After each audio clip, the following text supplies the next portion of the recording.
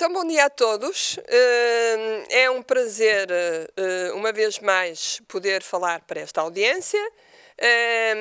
Quero dar as congratulações habituais à organização do Congresso, sempre brilhante, na pessoa do Dr. Fábio, do professor Ruben. É sempre um prazer trabalhar com vocês e quero também agradecer a oportunidade que a Universidade de Santiago de Compostela nos dá para podermos, de alguma forma, expor o nosso pensamento e divulgar as ideias desta velha Europa. O tema que eu trago hoje, portanto, e que desenvolve o artigo que fiz chegar à organização, tem a ver com o reenvio a título prejudicial. Portanto, é uma peça muito importante, como com certeza todos sabem. Ficamos sempre na dúvida sobre se os públicos são ou não especialistas em direito da União. É, de facto, uma peça processual de direito da União extremamente importante e, como se costuma dizer, a importância é de tal que nós consideramos a joia da coroa dos meios jurisdicionais que nós temos para efetivar os direitos.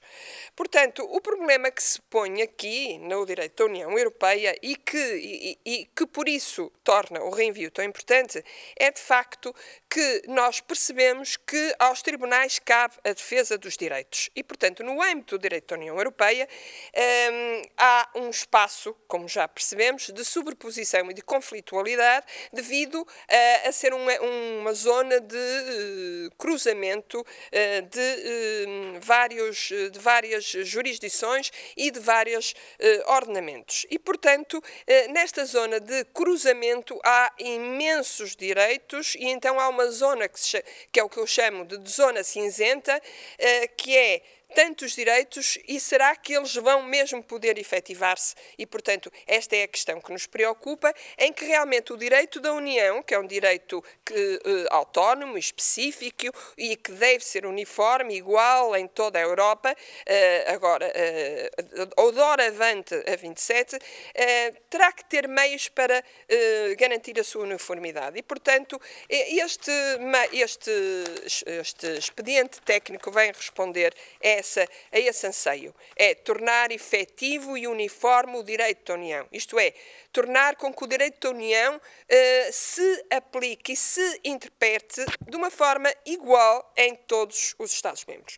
Portanto, digamos que os três objetivos deste mecanismo é: o primeiro, garantir a uniformidade do direito da União, portanto, todo o direito da União seja uniforme, garantir a tutela jurídica dos particulares. Eu pus ênfase no título do artigo aqui porque das pessoas que têm acompanhado o direito da União sabem que é necessária a correta interpretação e aplicação do direito da União e, ao mesmo tempo, e isto é a parte mais importante do reenvio, é que este mecanismo permite o que se chama a relação, uma revelação indireta da desconformidade do direito nacional com o direito da União. Portanto, digamos que são estes dois motivos. Portanto, garantir a uniformidade e garantir aos particulares que possam, de facto, saber que o direito da União vai ser corretamente interpretado e corretamente aplicado pelos órgãos de aplicação, que são os tribunais nacionais, que são tribunais comuns da ordem jurídica da União Europeia, como todos sabem. Ora, este mecanismo, que, como eu vos disse, é a joia da coroa dos mecanismos da ordem jurisdicional da União, é uma espécie de um processo sem partes, porque permite a colaboração entre os tribunais. Portanto, é uma conversa que se estabelece entre o Tribunal de Comarca e o Tribunal de Justiça, concretamente a propósito da interpretação ou da validade ou invalidade do direito da União, originário ou derivado, dependendo das circunstâncias. E, de facto, o artigo que se aplica aqui é o artigo 267, é um artigo muito importante e que, essencialmente, agora, com o Tratado de Lisboa, tem 4 parágrafos, não vou ter tempo de falar do quarto, mas é muito importante o 267 e, no fundo, como eu vos disse, permite uma cooperação entre os tribunais e as questões que se põem são, quanto ao objeto, questões de interpretação e questões de validade. Portanto, o juiz de comarca, quando está perante uma norma de direito da União, pode ter dúvidas sobre o sentido e alcance daquela norma, isso estamos perante uma dúvida interpretativa, ou então pode ter dúvidas sobre se aquela norma é ou não válida à luz do direito da União e se a deve ou não aplicar ao caso concreto sub iudice. Portanto, duas questões quanto ao objeto que o tratado fala aqui na linha A e B do artigo 267. Depois, quanto ao grau de vinculação, temos questões obrigatórias e questões facultativas. E aqui seria uma grande conversa. Isto é, quando é que é obrigatório para os tribunais suscitarem uma questão ao tribunal ou quando é que não é obrigatório, quando é que é facultativo. Isto porquê? Porque o mecanismo desenvolve-se através da seguinte forma. O juiz tem uma dúvida, então deve parar a instância, deve suspender a instância e deve enviar essa questão em que se consubstancia a dúvida ao Tribunal de Justiça da União Europeia, para que o Tribunal de Justiça se pronuncie definitivamente, porque a decisão do Tribunal tem efeitos erga omnes, para aquele processo e para todos os tribunais que estão naquela situação, menos para ele próprio, que tem possibilidade de ir adaptando a jurisprudência à evolução da integração. E, portanto, esta dúvida é importante, porque ser obrigatório, ser facultativo é completamente diferente. Isto é, os juízes nacionais estão a julgar um caso qualquer, deparam-se com um ato de direito da União, uma norma de direito da União que têm que aplicar e têm dúvidas. Ora, quem fixa a correta interpretação é o Tribunal de Justiça. E então o Tribunal Nacional deve enviar a questão duvidosa para o Tribunal de Justiça e o Tribunal de Justiça fixa então a interpretação dessa norma e envia, por isso se chama reenvio. Portanto, o Tribunal Nacional envia e o Tribunal de Justiça reenvia, portanto, volta a enviar, repetir, portanto, enviar para trás e então o juiz nacional então profere a sua sentença de uma maneira concordante com a interpretação fixada pelo Tribunal de Justiça. Mas digamos que o Tribunal de Justiça não pode, é uma zona de fronteira que tem sombras, mas não deve imiscuir-se, digamos assim, no caso interno, só deve tecer a sua interpretação ou dizer se é válida ou inválida aquela questão e o tribunal interno, então, deve proferir a sua sentença, o acórdão, conforme estiver naturalmente na relação ou no Supremo, então, de maneira concordante com aquela interpretação. Portanto, há questões obrigatórias e questões facultativas. Quando é que as questões são obrigatórias? Isto é, quando é que o tribunal é obrigado a enviar a questão duvidosa ao Tribunal de Justiça? Está a resposta no terceiro parágrafo do 217, que diz tal, tal e tal, é obrigado a submeter a questão. Ora, isto é uma longa conversa, mas é o que se chama a teoria do litígio concreto. Portanto, se aquele caso já não tiver possibilidade de recurso, então é obrigado a reenviar o Tribunal. Portanto, independentemente de ser um Supremo ou de ser mesmo um Tribunal Constitucional, se naquele caso concreto, no litígio concreto, já não tiver possibilidade da questão ser reapreciada por um Tribunal Superior, então esse Tribunal é obrigado. O contrário é verdade. Portanto, não sendo um Tribunal Superior ou havendo recurso daquela questão para um Tribunal Superior, então não estamos perante uma questão obrigatória, mas estamos perante uma questão facultativa. Mas, como em direito não há regra sem exceção, há exceções a estas regras que eu formulei. E então, a primeira regra é que, embora haja uma presunção de validade dos atos de direito da União, portanto, há uma situação em que as questões facultativas se transformam em obrigatórias, portanto, não seria obrigatório para o Tribunal, a priori, de acordo com aquilo que eu disse, suscitar a questão, mas, afinal, torna-se obrigatório. Em que circunstâncias? Quando o juiz do Nacional acha que tem quase a certeza que aquela norma é inválida. Então, se a norma é inválida, então o juiz nacional deve então suspender a instância e proceder ao reenvio. Portanto, é a primeira exceção à regra do reenvio facultativo.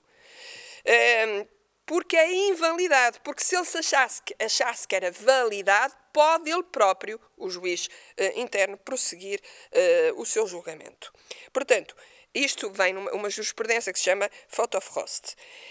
Por outro lado, nas questões que são obrigatórias, podem, ao contrário, tornar-se não obrigatórias, portanto, haver uma dispensa da suscitação de reenvio em 3 casos, que é quando acontecer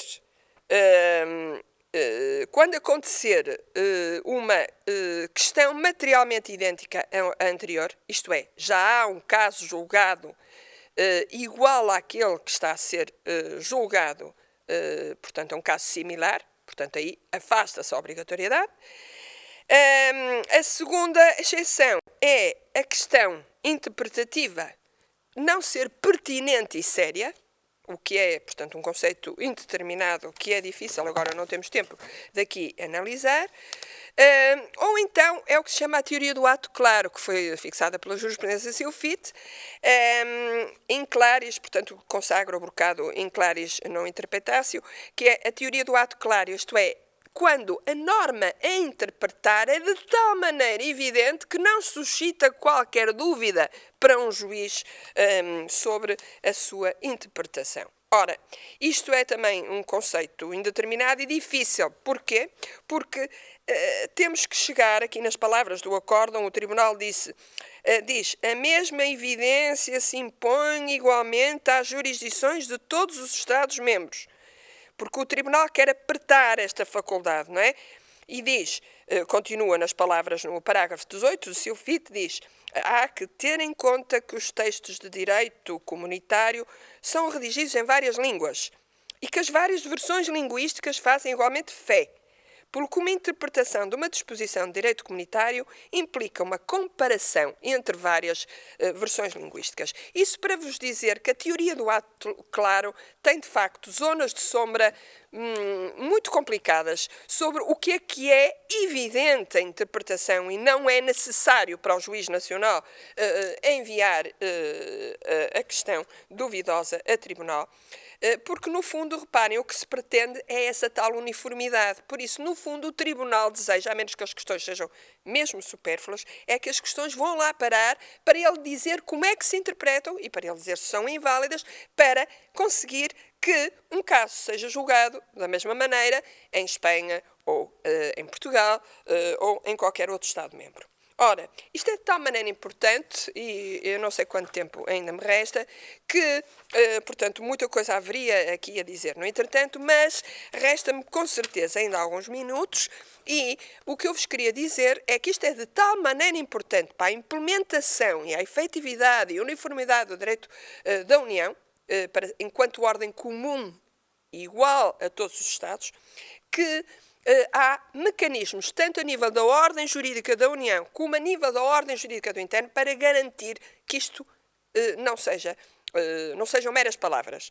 Portanto, a nível da ordem da União, temos os artigos 258 e 260, que é a ação de incumprimento. Portanto, um Estado incumpre direito da União se os juízes não proferem, não põem a acionar este mecanismo de colaboração judicial previsto no 267. Portanto, é um incumprimento, só que os particulares não têm legitimidade processual ativa para o acionar. Por isso, ficam aqui um bocado coxos os direitos dos particulares.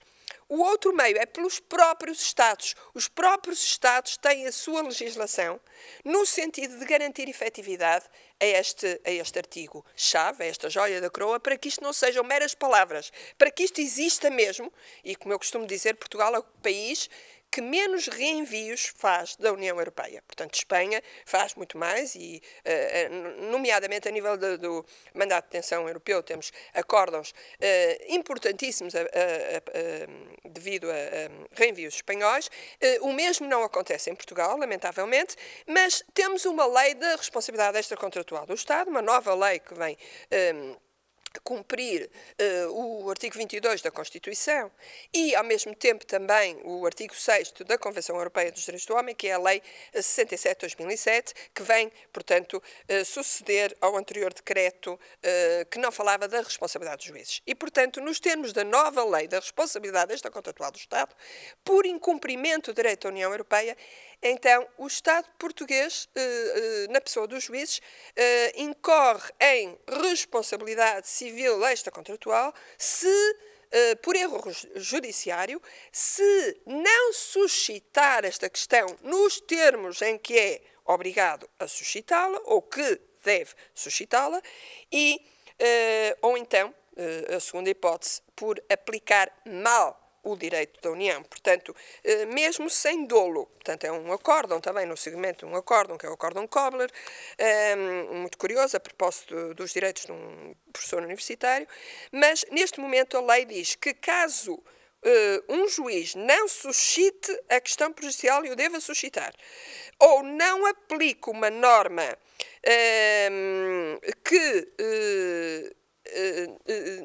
não é considerada inválida e, portanto, ele considera que o juiz nacional considera inválida, quando o juiz nacional não pode considerar inválidas as questões, só pode considerar válidas, como eu disse, então vai fazer incorrer o Estado português em responsabilidade, posto que se apliquem estes 3 requisitos, que vêm desde o Acórdão de Frankovic, que fixam o princípio da responsabilidade dos Estados, que é a regra do direito, confirmar direitos subjetivos aos particulares, que se trata de uma violação grave e manifesta do direito da União e que haja, de facto, um nexo causal, depois avaliado nos termos de direito interno, entre a violação e o prejuízo sofrido pelos particulares devido a não ter acontecido a suscitação da questão prejudicial. Portanto, era isto que eu vos queria dizer. Com certeza que o resumo e depois o desenvolvimento do artigo estará mais elucidativo, mas o que eu queria deixar expresso é que num espaço de conflitualidade e de sobreposição de jurisdições, este é um mecanismo, é um processo sem partes, é uma conversa, é uma cooperação jurisdicional que permite que, de facto, os particulares sejam efetivamente defendidos, vendo-lhes aplicado o direito da União, através desta cooperação, que de outra forma seria muito difícil devido às dificuldades da legitimidade processual que os particulares ainda se defrontam relativamente ao contencioso da União. Portanto, esta é a maneira que os particulares têm de efetivar o direito da União com a colaboração dos nossos juízes, por sua vez, em colaboração com o juiz de Luxemburgo. Muito obrigada pela vossa atenção, espero ter sido minimamente esclarecedora e aconselho a leitura atenta do 267 do Tratado do Funcionamento da União Europeia na versão do Tratado de Lisboa, também devido aos processos urgentes, que é uma novidade do processo de Lisboa. Muito obrigada, sim.